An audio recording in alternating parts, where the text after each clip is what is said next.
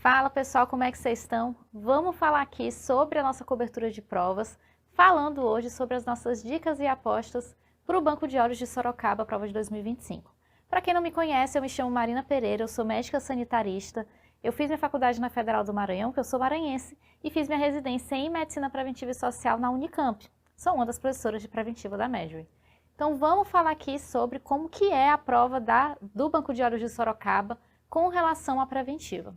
Em primeiro lugar, com relação à dificuldade, de modo geral, a prova da preventiva é fácil, ali com algumas questões com dificuldade mais moderada, mas a grande maioria uma dificuldade fácil. Ela é bem consistente ao longo dos anos, então isso é uma coisa positiva para quem está estudando, porque vai ser aqui consistente tanto com relação ao formato das questões, como que cobra os assuntos, como também com relação à estatística. Em que sentido? No sentido do que ela cobra. Então, os focos que são cobrados, eles se repetem ao longo dos anos. Há essa consistência.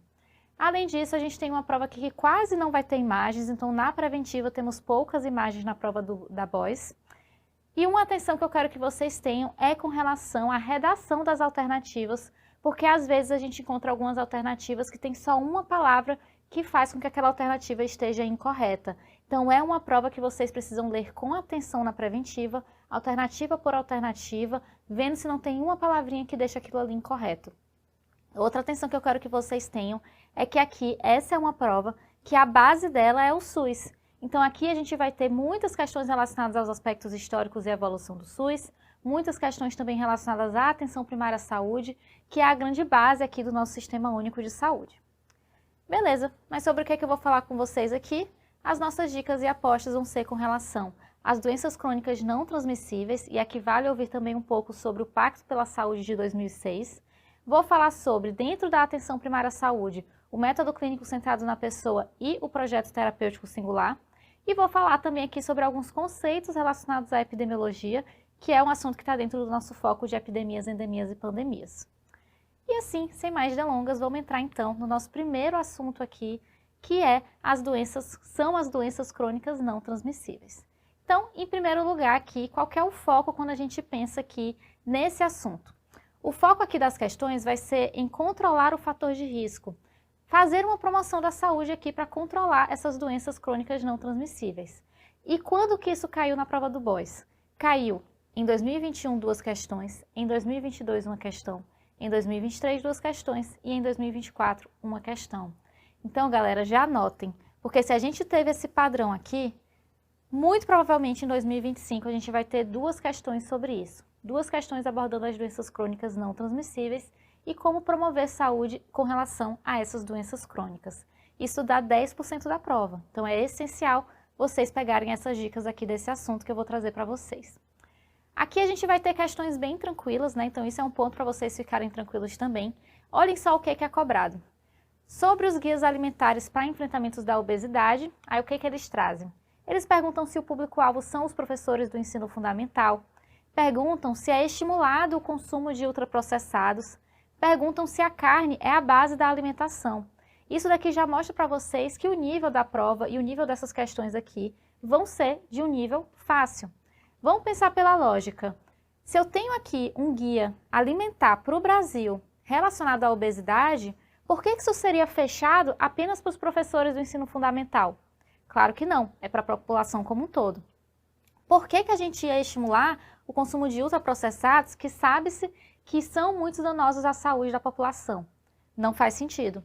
Por que a carne seria a base da alimentação? E aqui era até uma alternativa que trazia isso de forma bem amigável, como se desse a entender que a carne tem muita proteína e por isso ela é muito boa, mas na realidade o que o plano fala é que a gente precisa ter ali uma alimentação baseada em vegetais. É bom comer carne sim, mas ela não deve ser a base da alimentação, a base deve ser os grãos e os vegetais. Outra coisa que também aparece seria isso daqui, diversas ações intersetoriais com o objetivo de melhorar os padrões de alimentação e nutrição da população e contribuir para a promoção da saúde. O guia alimentar do enfrentamento da obesidade traz isso daqui ou isso daqui?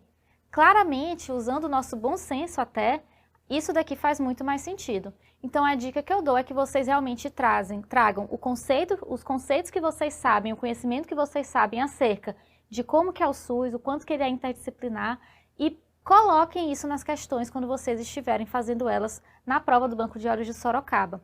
Porque tendo atenção ali, por mais que vocês nunca tenham lido o Guia Alimentar para Enfrentamento da Obesidade, vocês conseguiriam resolver essa questão tranquilamente. Então já vão com essa cabeça para a prova de vocês. Outra questãozinha para vocês compreenderem também como que eles cobram. Qual era a resposta? A resposta é que a promoção da saúde pelo acesso e incentivo à alimentação saudável e a prática de atividade física são fundamentais na prevenção da obesidade do adoecimento dos idosos. Ou então, trazia aqui algumas coisas que claramente seriam inadequadas. Eles perguntariam se não adianta começar a ser saudável depois dos 50. Claro que adianta, é melhor começar o quanto antes, mas tudo bem se a gente acabar não fazendo, é melhor que a gente comece a fazer, mesmo que seja um pouco mais tarde do que o padrão. Outra alternativa, perguntando a resposta para diabetes e hipertensão, dizendo que é a alimentação puramente hipocalórica. Mas não é isso, né? Não é só ter uma alimentação hipocalórica, a gente tem que ter uma alimentação de qualidade, independente das calorias.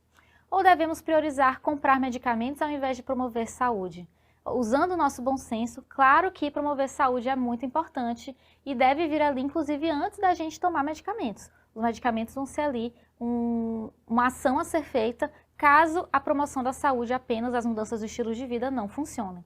Então, o que está correto com relação à promoção da saúde? Isso que está aqui em cima ou esses 3 tópicos aqui de baixo? De novo, faz muito sentido o que está escrito aqui no quadro. Qual que é o ponto que eu quero que vocês levem aqui dessas dicas que eu estou trazendo aqui de última hora para vocês? A chave dessas questões, então a chave para responder essas questões de doenças crônicas não transmissíveis vai ser o quê? E aí eu trouxe alguns hot points para vocês. Focar na mudança do estilo de vida é o mais importante.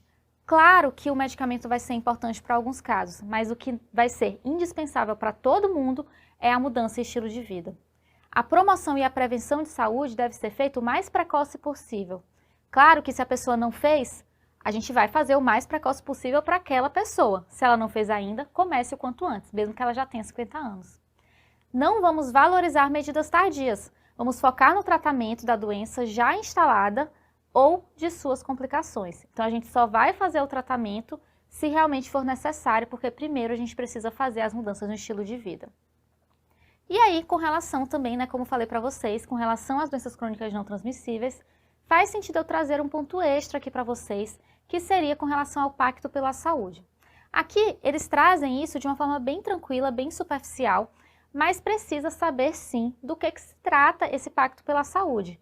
Então, é tranquilo, mas se vocês não soubessem o que é o Pacto pela Saúde, vocês poderiam não saber do que a gente estava falando ali naquela questão.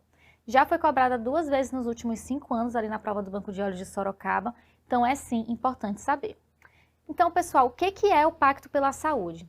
Aqui o Pacto pela Saúde, ele representou um conjunto de reformas institucionais, ou seja, mudanças relacionadas em termos institucionais na nossa organização do SUS, e foi pactuado pelas 3 esferas. Por isso que aqui a gente tem 3 pessoas, né, que na verdade seriam 3 instituições, segurando cada letra do SUS, que representam as 3 esferas de governo. A União, que é a esfera nacional, os estados, né, que é a esfera estadual, lógico, e os municípios, que são a esfera ali municipal, como o próprio nome já diz. Então, essas 3 esferas se encontraram e pactuaram esse conjunto aqui de coisas a serem realizadas que se transformou em um pacto para melhorar a saúde da população.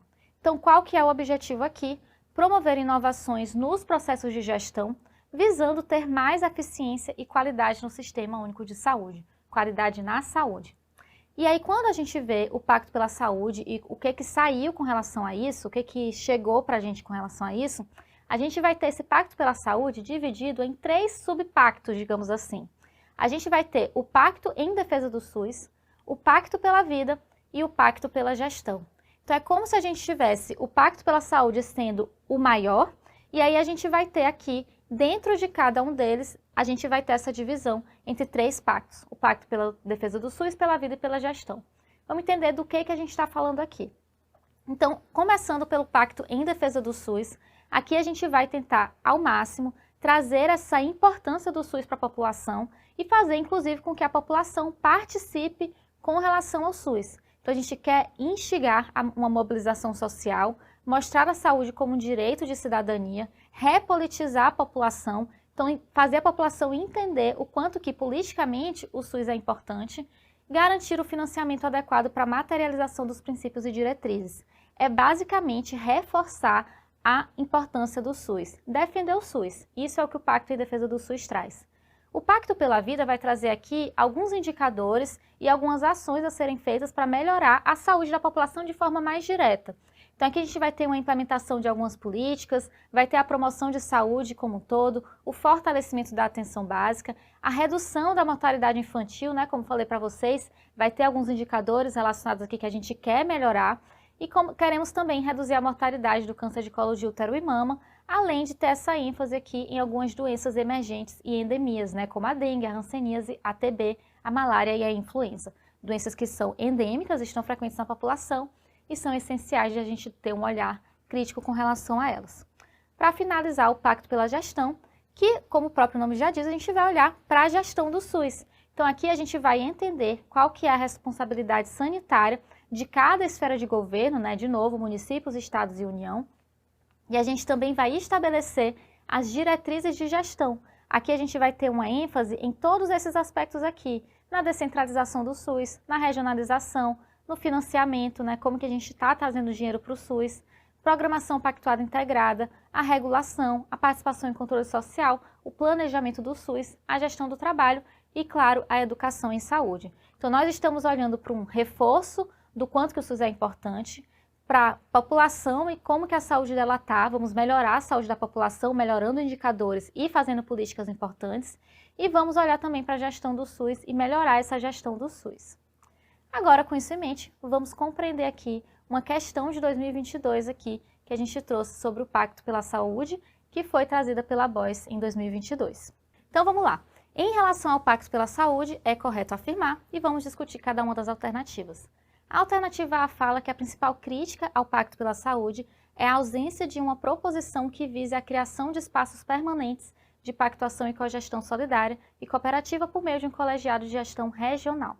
Pessoal, aqui a gente não entra com relação ao Pacto pela Saúde de fato nos colegiados, então ele não foi criado pelos colegiados, mas a gente já tinha isso criado no SUS, então não dá para dizer que isso é uma crítica a ser feita com relação ao Pacto pela Saúde.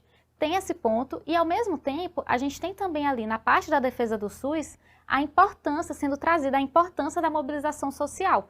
Então, como tem esse olhar para a mobilização social, não acredito que faça sentido a gente trazer como uma crítica que falta trazer essa criação de espaços permanentes e de cogestão, porque pelo menos está lá essa importância. Mas o que faz de fato essa alternativa estar incorreta é porque esses espaços colegiados realmente já existiam. Com relação à alternativa B, traz aqui que o pacto em defesa do SUS, então aquele primeiro pacto que a gente viu, que trazia sobre a importância do SUS, a mobilização, repolitização da sociedade, fala que ele tem como principal finalidade a busca de maior autonomia aos estados e municípios. Do que a gente está falando aqui? De uma descentralização do poder. Isso está na parte do pacto em defesa do SUS? Não, está no pacto com relação à gestão, que era o terceiro ali que a gente observou. Lá que falava que a gente ia reorganizar a gestão do SUS, inclusive com esse olhar ali para a hierarquização, para a regionalização, para o financiamento, e a regionalização estava lá descrita, que é isso que a gente está falando aqui com relação a dar mais autonomia para os estados e municípios e menos autonomias ali, autonomia para a União, para o nível nacional. Então a B está incorreta, porque só falou que o tipo do pacto incorreto aqui.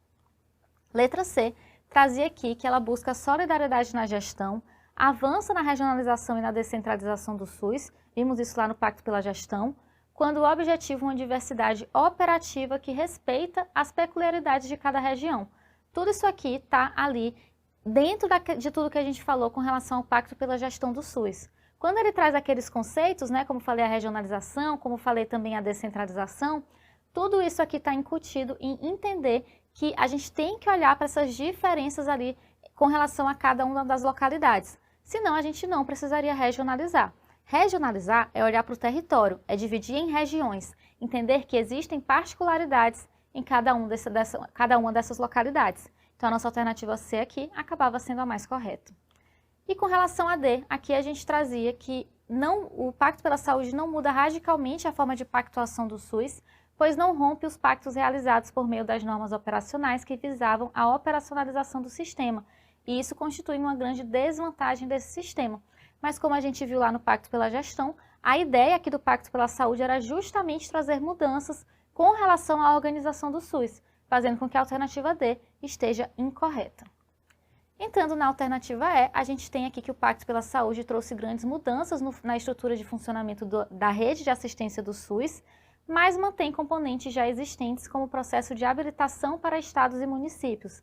Mas na realidade, como a gente viu aqui, teve sim essa mudança aqui com relação aos processos dos estados e municípios, que são trazidas ali no Pacto pela Gestão, justamente trazido pelo que a gente já conversou aqui, da regionalização e, muito mais importante, essa descentralização do poder também aqui, indo para os estados e municípios. Então a E também não pode estar correta. A descentralização foi observada aqui no Pacto pela Saúde.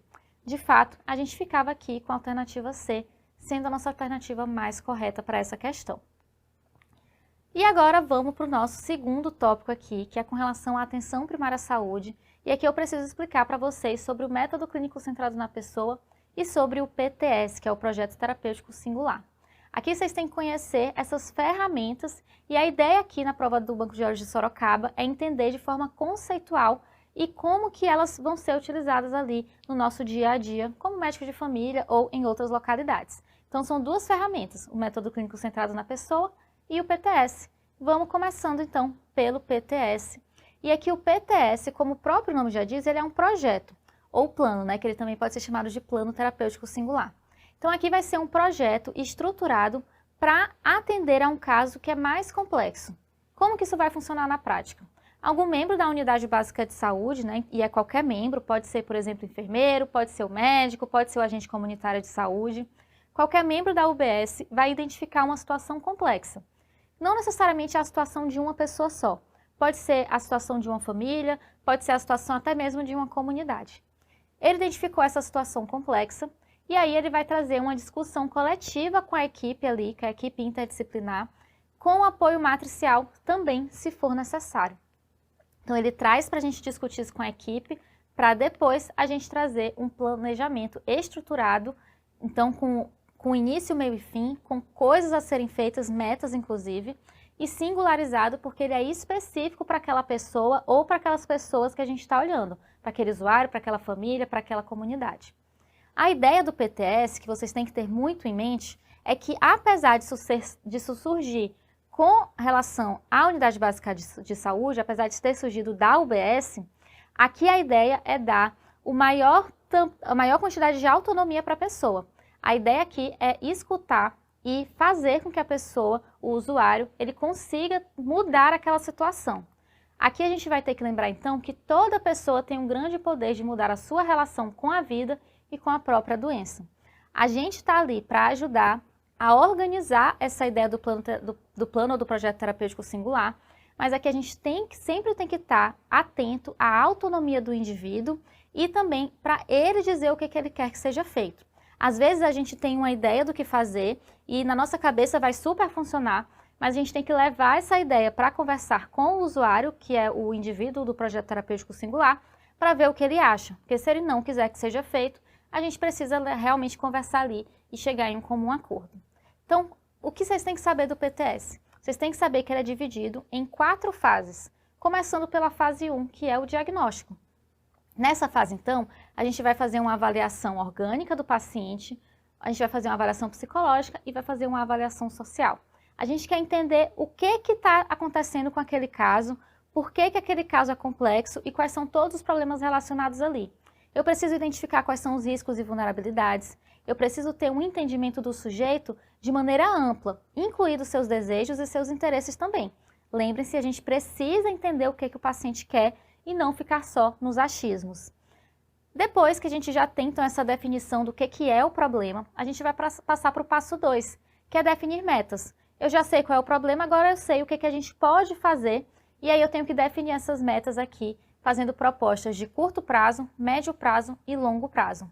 A gente apresenta isso para o paciente e negocia, né, com esse sujeito e geralmente aqui o membro da unidade com quem tem melhor vínculo é a pessoa que vai trazer ali essa discussão com o sujeito, né? Então a gente escolhe uma pessoa da unidade para ter essa troca com o sujeito para ver o que ele acha. Definidas as metas, tudo pactuado com o indivíduo, claro, a gente vai para o passo 3, que é a divisão de responsabilidades. Sabemos quais são as metas, quais são as propostas, agora a gente vai dividir essas tarefas para cada pessoa. Aqui, tanto os membros da equipe, quanto o usuário ou família que a gente está ali observando. Então, aqui não vai ter tarefas apenas para o usuário, não vai ter tarefas apenas para a equipe de saúde, vai ter tarefa para todo mundo. Então, aqui é realmente uma ação a ser feita em conjunto da equipe com o usuário ou a família que a gente está ali fazendo o projeto. E também aqui, a gente elenca um membro da equipe da saúde para ser referência ali daquele projeto. E aqui, não, independente da formação, essa pessoa pode ser escolhida. Não precisa ser o médico, não precisa ser o enfermeiro.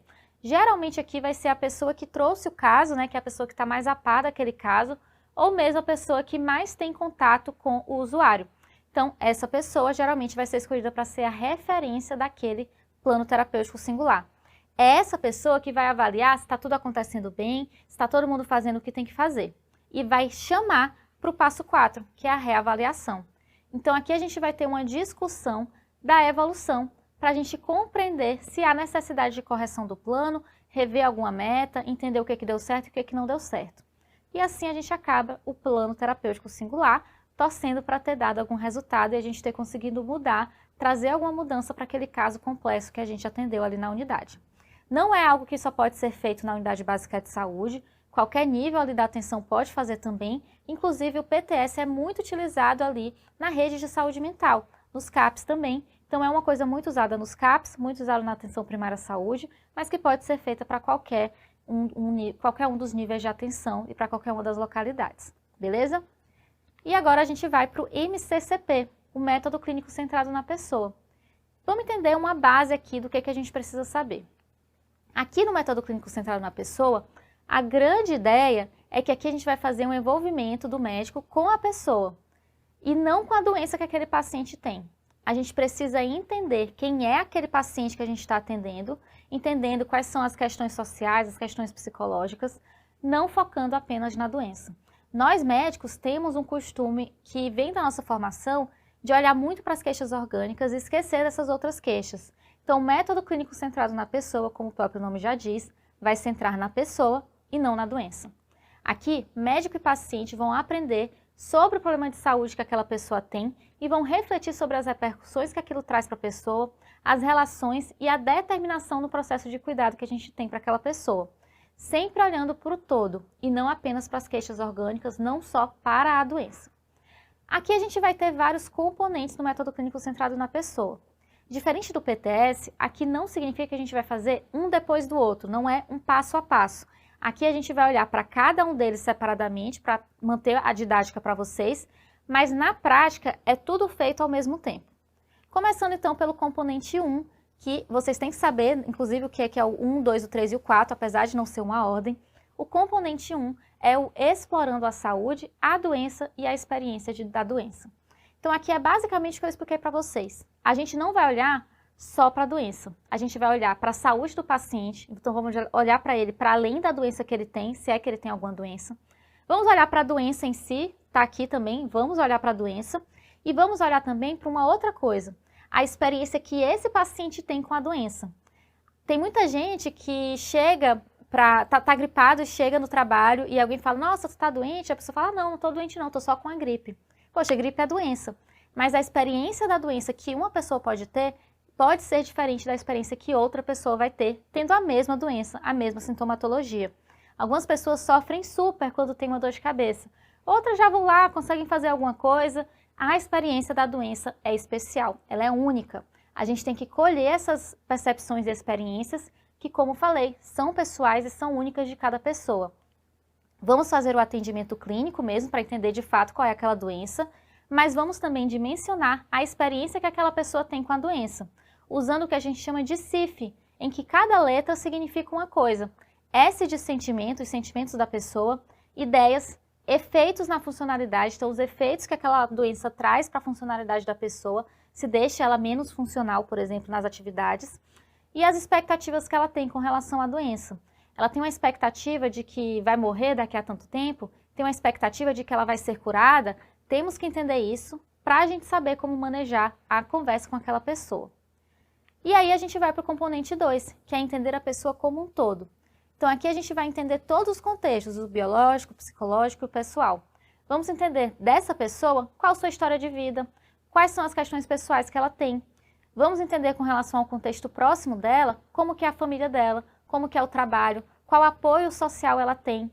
E sobre o contexto amplo, a gente precisa entender sobre a cultura dessa pessoa, sobre a comunidade dessa pessoa e sobre todo o ecossistema onde essa pessoa vive, como que é a casa dela, como que é o bairro que ela mora e tudo mais. Então vamos entender todos os aspectos da vida daquela pessoa, a pessoa como um todo. E passamos para o componente 3, que é elaborar um plano conjunto de manejo. Então aqui a gente vai definir, em conjunto com o paciente, quais são os problemas e as prioridades que a gente tem ali para o caso dela. Com isso vamos traçar metas e vamos definir quais são as metas ali, os papéis da pessoa e do médico. Não confundam com o PTS. No PTS a gente está entendendo que há um caso complexo e vamos fazer todo um trabalho em equipe e com a pessoa para melhorar aquele caso complexo. Aqui é um método que o médico está aplicando na sua consulta clínica. Na consulta do médico, ele vai colocar em prática o método clínico centrado na pessoa. Ele vai em todas as suas consultas olhar para todos esses componentes e não especificamente para um caso complexo. Passando do componente 3, a gente vai para o último componente, que é o componente 4, que é intensificar a relação médico-paciente. Então aqui a gente tem que demonstrar empatia, tem que demonstrar esperança aqui, autoconhecimento, sabedoria prática e trazer aqui a transferência e a contra-transferência, seja ela positiva ou negativa. Transferência é o que a gente coloca em mesa para o paciente, então ali trazer toda essa empatia, essa esperança, esse autoconhecimento, e a contra-transferência é o que o paciente reflete na gente. Então, às vezes, uma pessoa, ela tem ali uma história de vida, o médico, no caso, tem uma história de vida, por exemplo, que ele teve um uso abusivo de álcool na família, e aquele paciente que ele está atendendo faz uso abusivo de substância. E isso causa de forma realmente não proposital, né? Isso causa no médico um desconforto ou uma sensação que ele às vezes nem consegue explicar. Porque ele está atendendo uma pessoa que traz isso, que foi uma coisa que tem na bagagem dele. Ou às vezes nem tem uma explicação clara, mas aquele paciente traz um desconforto para o médico. Isso é o que a gente chama de contra-transferência. É o que o paciente traz, que reflete de alguma forma positiva ou negativa no médico. E aqui, claro, o médico de família ele vai ter na sua residência formas de manejar isso e de melhorar essa situação e de saber lidar com isso também, certo? Então, isso seria o método clínico centrado na pessoa, é pegar todos esses componentes e aplicar na sua consulta ao mesmo tempo. Como falei, não é um passo a passo. E com isso vamos ver agora uma questão aqui do Banco de Olhos de Sorocaba do ano de 2024. Então vamos lá. Aqui fala sobre o método clínico centrado na pessoa.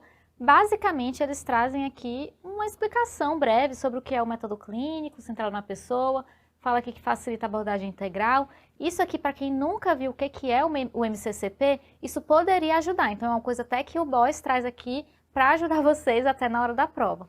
Mas quem já sabe, quem assistiu as dicas aqui, já poderia até entrar direto aqui para as alternativas. Então, ele quer saber, em relação ao método clínico centrado na pessoa, no contexto da APS, qual alternativa está correta e vamos lá, então, discutir cada uma delas. A alternativa A fala aqui que o médico e o paciente devem conversar abertamente sobre os problemas de saúde e refletir sobre as suas repercussões. O processo de cuidado deve, por fim, ser determinado pelo médico, pois ele detém todo o saber técnico. Até aqui estava até tudo bem, né? Fala que tem que conversar abertamente, que tem que refletir sobre as repercussões daquele problema na saúde do paciente, mas falar que, no fim das contas, quem vai decidir o que fazer e quais são as condutas a serem feitas é o médico, está completamente indo contra o que o método clínico centrado na pessoa fala. O MCCP, ele é centrado na pessoa e não no médico. Claro que o médico precisa trazer o saber técnico que ele tem, senão não precisava ele estar ali, mas tudo isso vai ser conversado e pactuado com o paciente, com a pessoa. Então a alternativa A está incorreta. A B fala de perguntas diretas são preferíveis às abertas. Então, ou seja, o médico durante sua consulta fazer perguntas diretas ou abertas. Mas na realidade, pelo MCCP, o mais indicado é fazer perguntas abertas, porque quando a gente faz perguntas diretas, a gente induz o paciente a responder o que a gente está falando. Ele vai dizer, muito provavelmente, sim.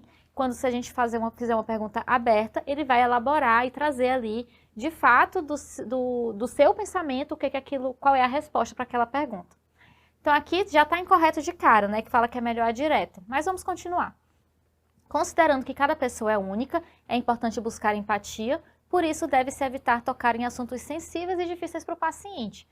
De fato, devemos buscar empatia, mas é importante que ele traga esses assuntos para a gente. Se é um assunto importante que está trazendo algum problema para esse paciente em termos de saúde ou em termos sociais, a gente pode sim conversar sobre isso na consulta e isso vai ser produtivo também para a gente entender o que fazer para aquele paciente. Então a B está incorreta também. A C fala que o médico deve iniciar a consulta com perguntas abertas, demonstrando interesse. Legal, gostei. Utilizar o autoconhecimento, falamos de autoconhecimento lá em um dos nossos componentes, entender seus limites, dominar emoções e o contato visual é essencial, sobretudo nos primeiros instantes da consulta. Basicamente aqui está dizendo que a gente tem que ter empatia, fazer perguntas abertas, demonstrar interesse com aquele paciente. Então tudo que fala na alternativa C está correto, é interessante. A D fala que o médico, por cuidar de membros de uma família, se torna parte do complexo de relacionamentos familiares e sofre constante influência das emoções vivenciadas.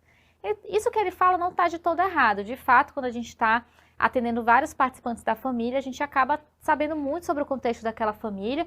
Isso pode trazer ali, sim, até alguns vieses aqui para a nossa consulta, que a gente precisa colocar aquilo ali, trazer isso de forma bastante profissional e saber lidar com isso e manejar da melhor forma. Mas dizer que para proteger a nossa saúde mental a gente deve evitar a troca de afetos, isso aqui está completamente incorreto, né? A gente precisa entender que os médicos também têm afetos, também vão ter ali influências relacionadas aos pacientes que eles atendem e tá tudo bem. A gente só precisa saber manejar isso da melhor forma e trazer tudo isso ali para o método clínico centrado na pessoa. Então a D acaba ficando incorreta. Para a alternativa E, a gente tem que o médico deve detalhar e sumarizar a conversa com o paciente, não deixando pontos subentendidos. Além disso, tem que esmiuçar, mesmo que por vezes isso possa parecer um pouco invasivo. Saber usar o tempo, considerando que consultas longas são mais recomendadas. Aqui, o tamanho da consulta não vai ser o que vai dizer se aquela consulta foi boa ou não é o que vai dizer aqui se o método clínico central da pessoa foi feito ou não. Às vezes, numa consulta rápida, a gente consegue colocar em prática o método clínico centrado na pessoa, ainda mais na atenção primária, onde a gente consegue ali rever aquele paciente, caso seja necessário, em um momento não tão distante. Então, pessoal, não está correta essa alternativa, a gente não precisa também ali, não precisa não deixar pontos subentendidos, a gente pode em um primeiro momento não se abrir completamente, não abrir o jogo completamente com aquele paciente. Então a gente pode sim deixar para conversar novamente sobre aquele assunto que ficou subentendido na consulta anterior em uma próxima consulta. Então a alternativa E acaba não sendo tão correta, a C se mostra também aqui como a nossa alternativa mais adequada para essa questão. E agora a gente vai para o nosso terceiro e último conceito aqui que a gente quer trazer, que são os conceitos de epidemiologia. Alguns conceitos que a prova do Banco de Olhos de Sorocaba gosta de trazer. Aqui um ponto positivo, que eu sei que vocês geralmente não gostam quando acontece, é que não é uma prova que cobra a parte clínica, nem os boletins epidemiológicos. Eu sei que vocês têm ali uma grande angústia com os boletins epidemiológicos, que eles saem aqui próximo das provas e vocês têm que ficar lendo os boletins epidemiológicos, mas isso não é uma coisa a ser cobrada pelo Banco de Olhos de Sorocaba, pelo menos não frequentemente. O que eles vão gostar aqui é de cobrar alguns conceitos da epidemiologia. Quais são esses conceitos? Que é o que eu vou trazer aqui para vocês também. O conceito de emergência de saúde pública de preocupação internacional, o conceito de doenças negligenciadas e o conceito de imunidade de rebanho, também chamada de imunidade coletiva. Começando então pelo primeiro conceito, a gente tem aqui então o conceito de emergência de saúde pública de preocupação internacional. Aqui vai ser um evento considerado extraordinário, então não é um evento comum que comumente acontece, é um evento que constitui risco de saúde pública para outro estado, estado com E maiúsculo, porque a gente está falando aqui de nações, por meio da propagação internacional de doenças. Então aqui a gente tem receio de que isso vire uma pandemia, por exemplo. Pode requerer resposta internacional coordenada. Ali só a resposta daquele país não vai ser o suficiente. A gente precisa coordenar as respostas entre os países de forma internacional. Aqui, claramente, a pandemia de Covid-19 foi uma emergência de saúde pública, de fato foi, e aqui a gente consegue ver muito bem, era um evento extraordinário, era um evento que tem um risco à saúde pública para outras nações e requereu muito essa resposta internacional coordenada. Mas a gente tem uma coisa aqui acontecendo no ano de 2024, que é ali o diretor-geral da OMS declarando que a Mpox, que né, é o que a gente chama, como a gente chama a Monkeypox, que anteriormente era chamada de Monkeypox, agora a gente chama ela de Mpox, traz aqui que é um grande problema de saúde pública que a gente precisa se preocupar, uma grande preocupação.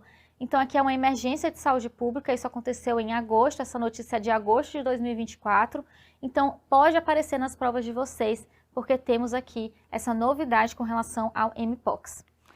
Aí a gente tem também o conceito de doença negligenciada, que aqui são grupos de doenças infecciosas, então são só doenças infecciosas, que afetam principalmente as populações mais pobres e com acesso limitado a serviços de saúde, e especialmente as que vivem em áreas rurais remotas e favelas. Não é à toa que essas doenças são negligenciadas. Quando eu falo que é uma doença negligenciada, é uma doença para a qual as populações e os estados e as nações não dão o olhar que deveria ser dado para essas doenças. São doenças que não recebem o olhar necessário, por isso são negligenciadas. E não é à toa que isso acontece. Isso acontece porque essas doenças, majoritariamente, vão ali assolar populações que são pobres, que moram em áreas rurais e que têm acesso limitado a serviços de saúde. Por isso que ninguém dá valor a trazer essa melhoria para essas doenças. E aqui a gente tem também uma atualização de março de 2024 que fala sobre a leishmaniose, uma atualização aqui da Fiocruz, falando que é uma doença negligenciada que afeta cães e humanos e requer cuidados. Então, é uma doença que existe no Brasil, por exemplo, a gente tem várias doenças negligenciadas e a gente precisa sim olhar para isso com cuidado e o BOE já cobrou, pode vir a cobrar novamente também. Por fim, a gente tem aqui o conceito de imunidade de rebanho, né? Então vamos entender melhor sobre esse conceito com mais detalhes. Então eu trouxe aqui os cenários diferentes que a gente pode ter. Primeiro vamos trazer um cenário em que a gente tem um grupo de não vacinados. Então a gente tem uma população e ninguém está vacinado contra uma determinada doença.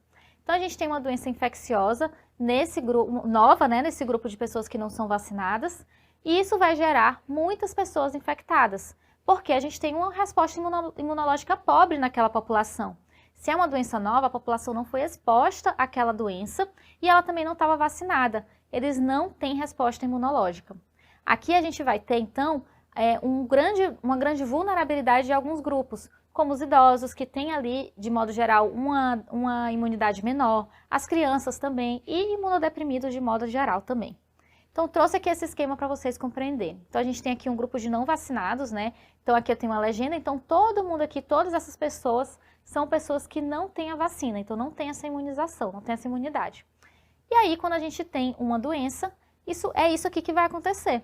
Todo mundo praticamente vai adoecer, com exceção de alguns sortudos ali que por algum motivo não tinham algum tipo de imunidade para aquela doença, por algum motivo que a gente não sabe. Então, isso é o que acontece quando a gente tem uma população que não está vacinada, que não tem essa imunidade coletiva da doença. A gente pode ter também o que acontece quando, um outro cenário, né, que é quando a gente tem uma imunidade de rebanho bem sucedida. Então, a gente conseguiu imunizar a população. Isso acontece quando uma grande parte da população é vacinada. Aqui, então, a doença ela vai ter uma disseminação limitada.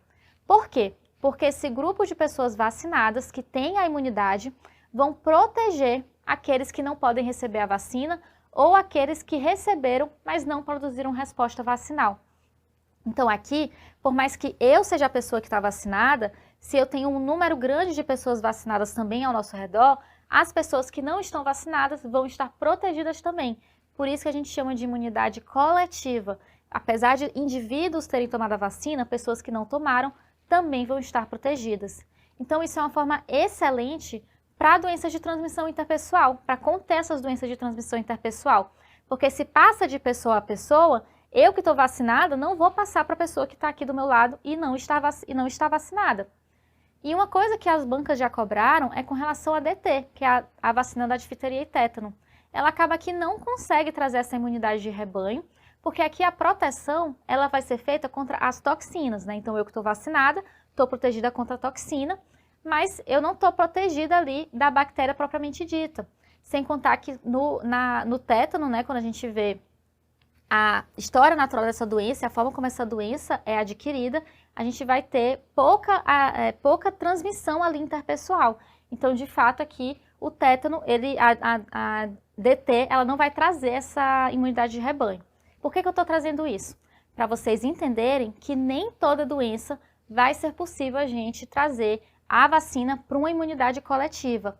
Mas, de novo, a vacina continua sendo muito importante porque traz a imunidade individual. E aí, pessoal, no caso aqui de uma imunidade de rebanho bem sucedida, quanto mais pessoas vacinadas na população, maior vai ser essa imunidade de rebanho. E aqui a gente costuma ter um ponto de corte para essa imunidade de rebanho que geralmente está ali entre 80% a 95%. Como assim esse ponto de corte? É um ponto em que eu falo, no momento que a minha população atingir essa porcentagem de vacinação, ou seja, no momento que 80% da população estiver vacinada, nesse momento eu vou ter imunidade de rebanho. Mas esse valor varia de acordo com cada doença. Então, para o sarampo, por exemplo, é 95%. Então, para ter imunidade de rebanho, a gente precisa ter 95% da população vacinada. Já para pólio, esse valor é menor, 80%. Algumas outras doenças, como por exemplo a Covid-19, pode ser um pouco menor. Da Covid traz ali, a OMS trouxe o valor de 70%. Então, isso varia bastante. Então, se a banca trouxer, que como já foi o caso do BOIS, se eles trouxerem que existe um valor específico para atingir a imunidade de rebanho, que seja um valor universal, isso está incorreto, porque varia de doença para doença, certo? Vamos para o nosso esqueminha. Então, aqui agora a gente tem em azul as pessoas que não estão vacinadas, e aqui a gente tem os em verde, então muitas pessoas vacinadas. Então, essa população que está aqui dentro desse grupo aqui que está vacinado, está protegida. Porque aqui eu vou ter, então, essas pessoas aqui todas fazendo uma barreira entre as pessoas que não estão vacinadas. Até vai acontecer de ter um caso aqui e outro ali, mas esse número de casos vai ser muito menor, a gente consegue controlar essa doença. Então, o que vai acontecer é que a gente vai ter ali, então, fora dessa população que está vacinada, né, que é a população que não está com essa imunidade de rebanho, vai ter a doença, pessoas com a doença. Mas aquela população que tem imunidade de rebanho, a gente vai conseguir controlar muito bem essa doença. Então, mesmo as pessoas que não foram vacinadas estão protegidas. Olha a importância da gente ter, então, uma vacinação sendo feita a um nível populacional para a população como um todo. Vamos ver, então, o último cenário, que é uma imunidade de rebanho mal sucedida. Aqui a gente vai ter, então, um risco super elevado de disseminação, quanto menor a parcela da população estiver vacinada. Não há uma proteção, então, assim, indireta daqueles suscetíveis, porque aqui, então, a gente não vai conseguir montar essa barreira de pessoas vacinadas para proteger as outras pessoas. Claro que quanto mais pessoas estiverem vacinadas, melhor.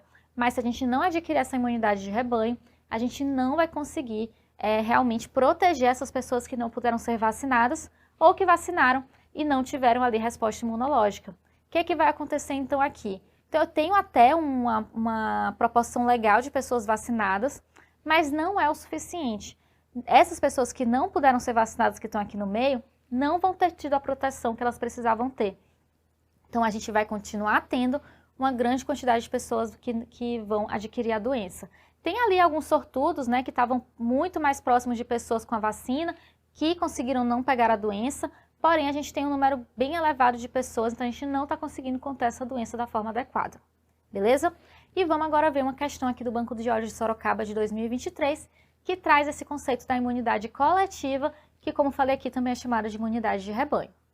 Essa questão, então, falava sobre a imunidade coletiva, o que é correto afirmar. Vamos ver cada uma das alternativas. A fala que a probabilidade de contágio em uma população diminui quando aumenta nessa população a proporção entre imunes e suscetíveis.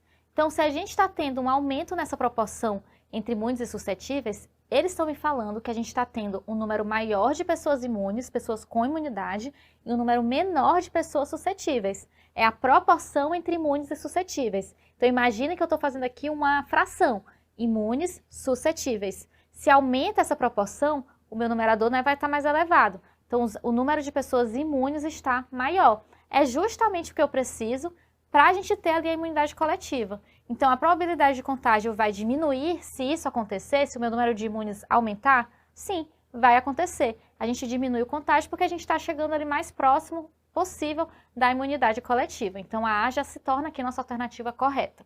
A B fala que a expectativa em uma epidemia, o que é epidemia? É quando a gente tem um aumento do número de casos que é maior do que o que é esperado ali daquela doença para aquela população.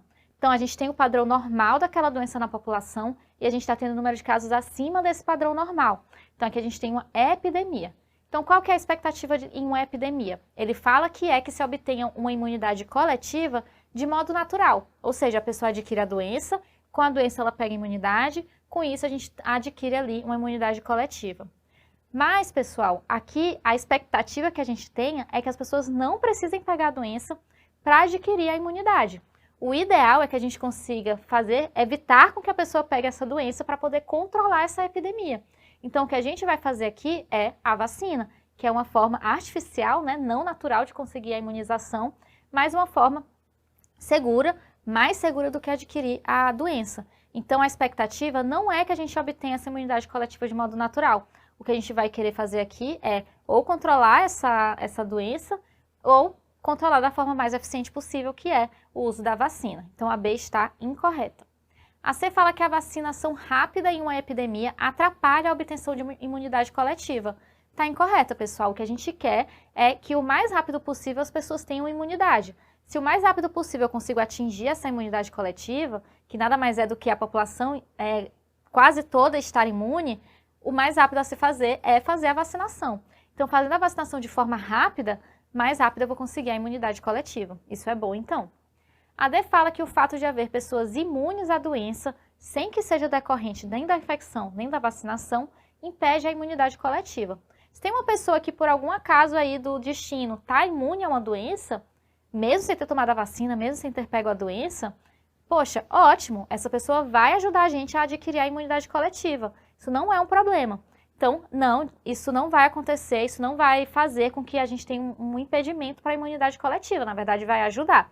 Então, a D está incorreta. Vou trazer aqui um exemplo. Um bebezinho que adquiriu a imunidade a partir da mãe, adquiriu os anticorpos pela mãe, pelo leite materno ou por via placentária, ele não foi vacinado, ele não pegou a doença, mas ele tem anticorpos. Isso é um exemplo aqui que faz com que ajude aqui a gente a ter mais pessoas ali imunes na nossa população. E a E fala que a imunidade coletiva é obtida sempre que a vacinação atingir 80% das pessoas suscetíveis a determinada doença. Lembra que eu falei para vocês, não existe um valor fixo para todas as doenças. Para cada doença vai ser um valor diferente. Depende da história natural da doença, de como que ela acontece, de como que é a vacina, o quanto que a vacina é eficiente.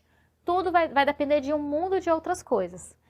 Assim, pessoal, com essa questão, a gente finaliza aqui as nossas dicas e apostas para o Banco de Olhos de Sorocaba por parte da Preventiva.